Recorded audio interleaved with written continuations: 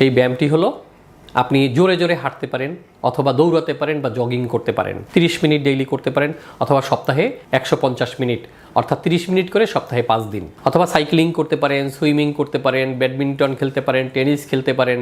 যে কোনো একটি শারীরিক ব্যায়াম করবেন, ফিজিক্যাল এক্সারসাইজ ডেইলি 30 মিনিট সপ্তাহে 5 দিন। এই ব্যায়ামটি করলে আপনার যে শরীরের ভিতরে সেরোটোনিন বেড়ে যাবে এবং এটি আপনার মনকে প্রফুল্ল রাখবে, আপনার মানসিক চাপ কমে যাবে। 2 নম্বর হলো আপনি একটি মেন্টাল এক্সারসাইজ করবেন।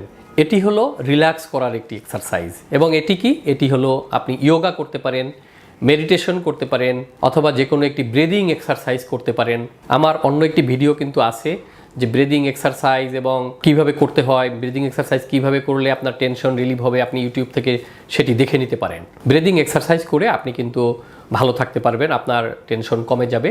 যোগা করলেও আপনার টেনশন কমে যাবে, মেডিটেশন করলেও টেনশন কমবে। এর